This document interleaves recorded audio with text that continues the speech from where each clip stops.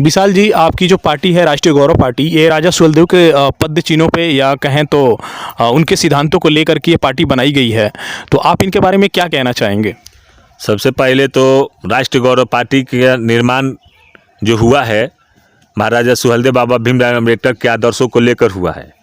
समतामूलक समाज की स्थापना कराने का उद्देश्य है हमारी पार्टी का, और राष्ट्र के बचाने का किसी का जिक्र होता है तो महाराजा सुहेलदेव का होता है। न आज से 200 वर्ष पहले यहाँ भारत मुस्लिम कंट्री और इस्लाम धर्म स्थापित हो गया। जी, मैं आपको बताना चाहूँगा कि अभी जितना राजा सुहेलदेव को लोग नहीं जानते हैं बहराइच के अंदर, उतना सैयद सलार गाजी को जानते हैं। तो आप इसके बारे में क्या बताना चाहेंगे? क्योंकि हमारे कुछ इतिहासकारों ने सैयद सलार गाजी को बताया है, क्योंकि कुछ लोग ऐसे नहीं जानते। आज अंग्रेजी गजेटियर में आप देखेंगे तो उनको 40 इतिहासकारों ने जिक्र किया है महाराजा सुहेलदेव की वीरता और उनके धरती बहराइच की धरतियों के, कि वो कितने वीर प्रतापी महाराजा थे। और सनातन धर्म के अगर किसी ने बचाने का काम किया है तो महाराजा सुहेलदेव राजभर जी ने किया है। जी हाँ दोस्तों, मैं आप सबको बताना चाहूँगा कि महाराजा सुहेलदेव राजभर जो थे ये इस सनातन को इन्होंने कायम रखा है, इनके कहने का मतलब है विशाल जी। और विशाल जी, एक सवाल आपसे और है कि महाराजा सुहेलदेव राजभर, और ये भी बताया जाता है कि इन्होंने ऐसा दहशत फैलाया कि 200 वर्षों तक किसी भी हमलावरों को इस भारत के सरजमी पे आंख उठाकर देखने की हिम्मत नहीं हुई। ये सही बात है आप लोग, ये सही बात है, क्योंकि उनकी वीरता की कथा सभी लोग जानते हैं। और ये सही है कि आज तक अभी तक विदेशी आक्रामक का जो हैं, जो हमलवारों हैं, आज तक यहाँ पे हमला करने की जरूरत नहीं किए हैं। तो मैं आपसे एक चीज़ और पूछना चाहूँगा कि जो महाराजा सुहेलदेव हैं, ये अदर समुदाय के लोग कह रहे हैं कि हमारे जाति से हैं, और कुछ और भी लोग हैं जो कह रहे हैं कि हमारे समुदाय से हैं। तो आप इनके बारे में क्या बताना चाहेंगे, क्या संदेश देना चाहेंगे अपने समाज को? ये तो बहुत बड़ी बात आपने कहा, क्योंकि बहुत दिन से ये चल आ रहा है, सभी लोग इसके विषय में जानते हैं। हम तो यही कहना चाहते हैं कि राजा सबके होते हैं। मैं कहाँ जाति समुदाय में बांट रहा हूँ, पर जिस वंश से हैं उनका वंशज तो राजभर है ना, उनका नाम राजभरों में आता है। लेकिन यहाँ पे मैं देखता हूँ कि राजा सुहेलदेव की जो जयंती मनाई जा रही है वो खास तौर पे सिर्फ राजभर समुदाय मना रहा है। क्या राजा सुहेलदेव ने एक ही समुदाय को लेकर लड़ाई किए थे या एक ही समुदाय को बचाने के लिए ऐसा काम किए थे? ये देखिए, यहाँ पे कुछ हम बोलना नहीं चाहते, पर आपके चैनल के माध्यम से बता देना चाहता हूँ। अरे भाई, राजा सबका होता है ना, जयंती सबकी मनाई जाती है, सभी लोग को मनाना चाहिए। अब विशेषकर जो राजभर हैं, क्योंकि उनके राजा है, महाराजा है, तो वो अपने पूर्वज को तो छोड़ेगा नहीं भाई। तमाम इतिहासकार इस बात का जिक्र किया है कि वो एक क्रूर आक्रांता था और वो ज़्यादा सैनिक उसके पास नहीं थे, लेकिन इतनी सैनिक की बढ़ोतरी कैसे हुई? देखिए, आपके चैनल में बता देना चाहता हूँ कि जब सैयद सलार गाजी जब सिंधु नदी के पार करके जब चला तो उनके पास ज़्यादा सैनिक नहीं थे, पर जैसे उन्होंने सिंधु नदी पार करके भारत में प्रवेश किया तो उन्हें उसके, क्योंकि मोहम्मद गजनवी उनके मामा थे, तो उनके डर से जो सीमांतर राजा थे उसने अपने हुंकार से, चाहे डरा धमका कर उसने बोला, तो 21 राजाओं ने उनके साथ मिलकर अपने सेना को दे दिए और राजपाट वहाँ बच गया।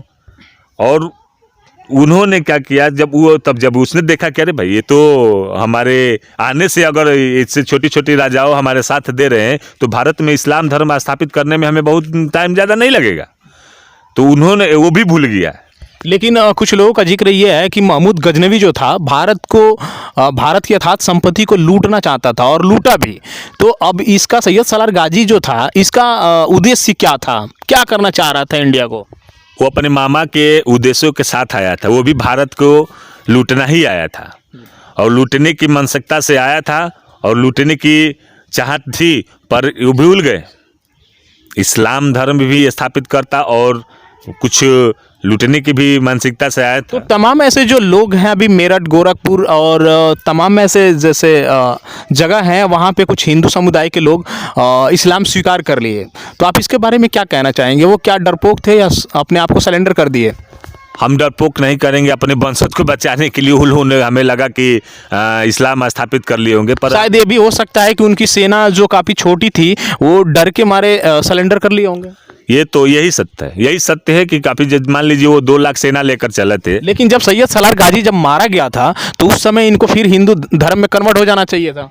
ये तो उनसे पूछना चाहिए। उस समय तो महाराजा सुहेलदेव का नहीं, साथ। आपका सिद्धांत क्या है, आप क्या कहना चाहेंगे? नहीं, मेरा सिद्धांत यही है कि जब ये चीज़ जब सैयद सलार गाजी को जब महाराजा सुहेलदेव जी ने बहराइच की धरती पर उसको कत्लेआम कर दिया, तो आप आकर महाराजा सुहेलदेव से माफ़ी मांग लिए, तो क्या हुआ? लेकिन राजभर समाज का जो इतिहास रहा है भारतवर्ष के, अगर देखी जाए तो ये एक ऐसी क्षत्रिय समुदाय है जिन्होंने भारत की सरजमी को बचाने के लिए अपने घर का चिराग बुझा दिया। अभी इनके गजेटियर में लिखा गया है कि इंद्रप्रस्थ में इनकी 9 पीढ़ियों ने राज किया है, और लोग कहते हैं कि कब राजा थे।